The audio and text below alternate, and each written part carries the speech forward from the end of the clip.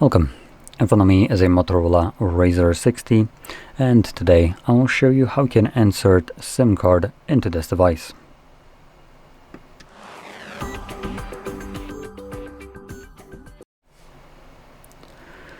So, before we get started, you will want to grab a SIM eject tool from the box which the phone came in, and it will usually look something like this. Should be somewhere between paperwork, though it might not look as fancy though.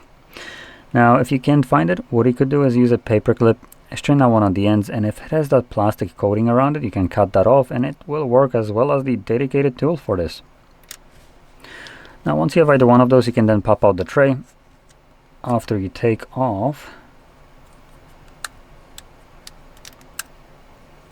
there we go, the top portion of the case, and grab the tool. You can see the tray is right here on the top left side, and you just want to push it in. When you do, the tray will pop out enough for you to pull it out. Now on the tray you only have space for a single SIM card and nothing else.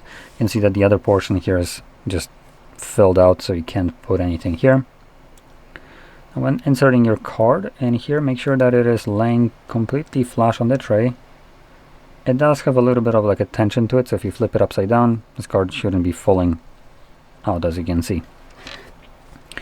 So from there, pop it back into your device. Now, what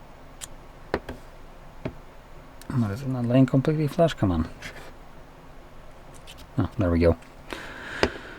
Now we have only space for a single SIM card, but you can use two numbers. Now the second number would be through an eSIM, which I will show you in a second where you can find that.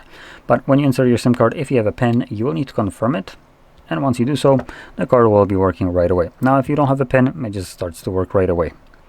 Now for the eSIM purposes, you want to navigate into your settings. You also want to make sure that you have Wi-Fi connection, and at the very top you'll find network and internet.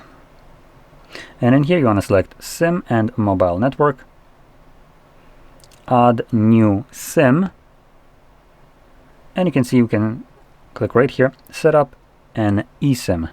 This would force you to scan a QR code of that eSIM to add it into your device. Now I don't have anything like that to show you how that would work, so you just have to go through this yourself, but it is pretty self-explanatory and tells you what to do on each step. Just make sure that you have connection to internet. Anyway, that's about it. So if you found this very helpful, don't forget to hit like, subscribe, and thanks for watching.